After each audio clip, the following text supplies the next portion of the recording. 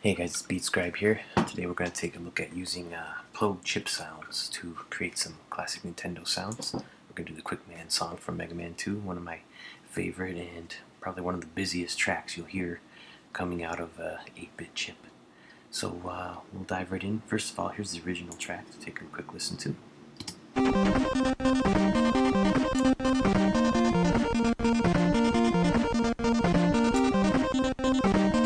Jump over here.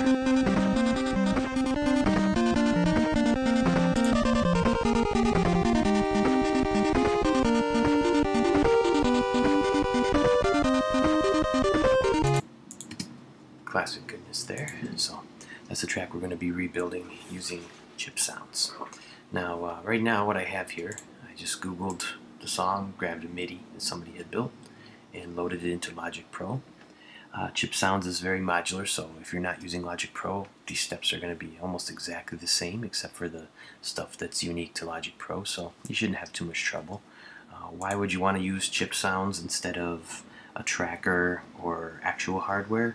Well, you're never going to get exactly the same thing out of a sample-based system like Chipsounds, but it's pretty accurate, and you're going to see right now that just in a few minutes we can recreate a track, which having it in MIDI is awesome because you can speed it up, slow it down, you can transpose things. It would be a lot harder to do if you were just sampling it off of a machine or rebuilding it in a tracker. So we're going to see pretty quickly how powerful and quickly you can build things in here, and it's pretty cool.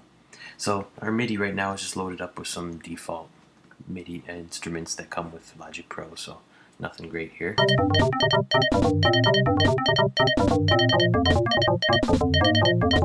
Sounds like a cheap remix sort of thing, so we're going to start just with one track at a time and fix them up. So the first track is sort of like the rhythm track. Now normally on the Nintendo the 2 pulse channels are used for the rhythms and lead, and you'll hear that right here. It's that very echoey track, this guy. So the way that they do things like echoes and those real busy sounding tracks on the original Nintendo, usually the first pulse channel is used to play the melody or the lead, and the second one is used to make the echoes and things like that. This one has it just echoes piled on echoes, so it's pretty cool. So the first thing we're going to do here is start by opening up our Chipsounds. Use mono to keep things accurate. And Chipsounds is a little bit odd if you've never used it before. I felt very lost the first time I came in here, so that's kind of why I wanted to do this tutorial. The first thing you need to do is select the chip that you want to emulate. So from here you have, under Pure Chip, a whole list of common chips. You've got everything from old arcade systems to Amiga and Commodore 64. The Nintendo chip is the 2A0X. This is the one, A03 is the one that is most commonly known, for the Nintendo. You'll notice that they try not to step on any copyrights, so you won't say Nintendo, you won't say Game Boy, under GMG, things like that. But you can figure it out pretty easy. There's also a little shadowy image here that looks like a Nintendo to let you know you're on the right page. So just by loading up that chip already, you'll see we got some pretty good Nintendo sounds. You have the different instruments here, the 2 pulse channels, triangle, noise channels, and a DMC for playing small samples. So let's just start this playing. Sounds nice, but not exactly what we want. To change the sound of it, the pulse width, which is sort of what's also called like the duty channel in a lot of the trackers, is this guy here. So we're going to have this play and just drag it down.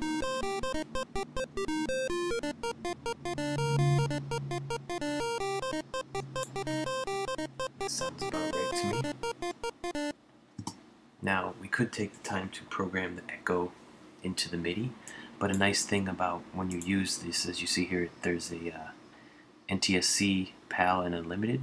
When you're not using the unlimited one, the Chipsounds will behave within the limitations of the chip. For instance, you can't play 10 notes at once on this keyboard. It's just not going to happen because it's not a polyphonic synth. It wouldn't be able to actually do that.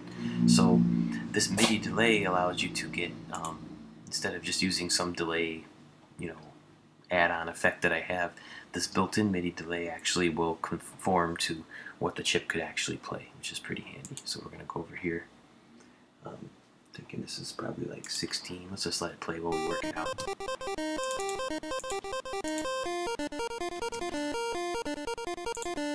A little swing.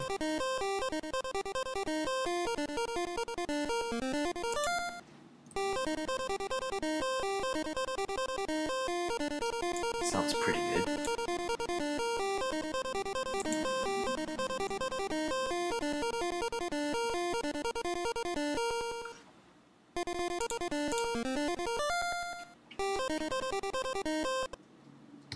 Close enough.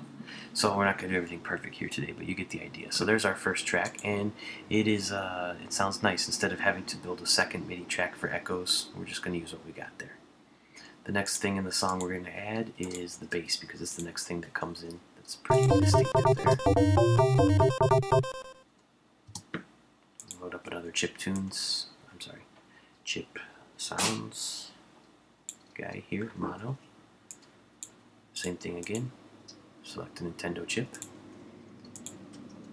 The triangle is the classic bass noise. That's pretty Nintendo right there. You don't have to change anything really with this. There wasn't a lot of settings for the triangle in the Nintendo's chip. It was basically just played. So it sounds pretty good.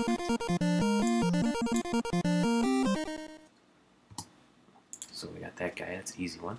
The next thing is the lead that comes in a few measures into the song.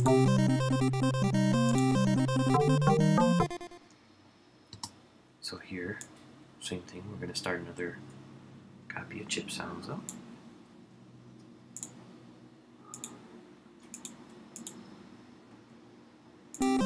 Bartender.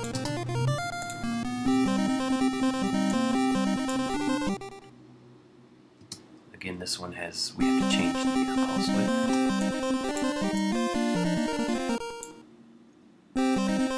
Sounds about right. And this one has a little bit of echo too. Maybe like a 16.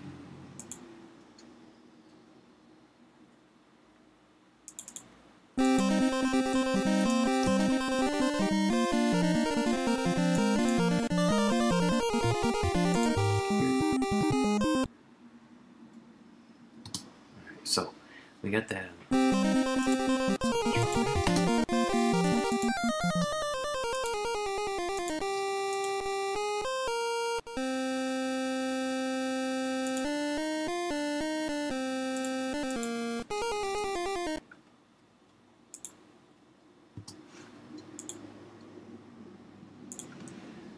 So we got that. Now, here's the trick of this song, or this channel.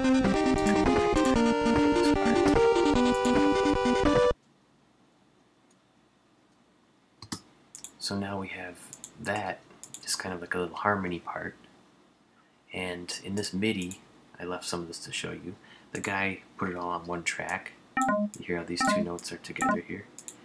That doesn't work with Chip Sounds because it's not a polyphonic synth, it's going to only play one of these notes. So what I did was I split out the lead part, the harmony, and the other part, the sort of melody. Now I gotta kill these notes. So I already did this with all the rest of it, but I left these to show you. I'm going to basically, after making a copy of it, remove the high notes from one and the low notes from the other. And then I can just duplicate this track, which duplicates my chip sound settings. Now we got this.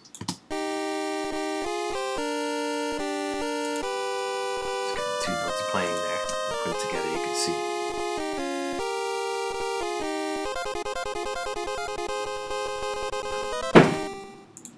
So that's one way to do it there. You know, instead of having this is important to know if you're going to play this on a keyboard or something, you'd have to do these parts separate. And we put it all together. Let me get this.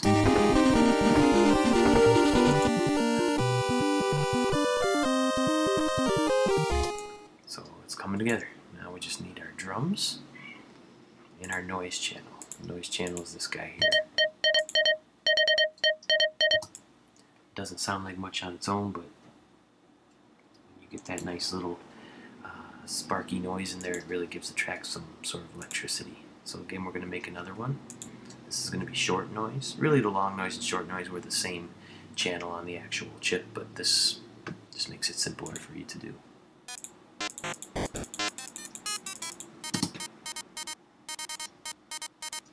That's all there is to it. The nice thing with Chipsounds is that they actually set up these high noises that actually have a tone to the key. So, you know, this is actually a C. If you hear it with the song, it actually sounds kind of nice with C. But in the actual song, it's D sharp. And the last thing we're going to do is add some drums.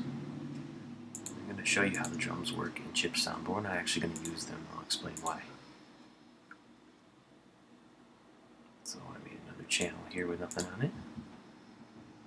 Just for playing around.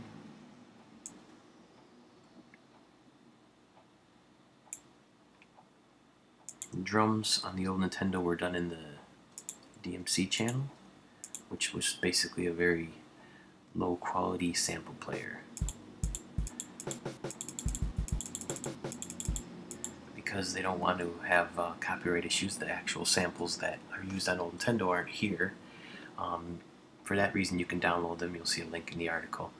And also, I just found it easier to use, since it's just playing a sample anyways. I just use the sampler from Logic Pro because it's easier than figuring it out in Chipsounds. You have to edit a file and things, so we put this in there. Not perfect, but it's pretty close. Now we can play it all together.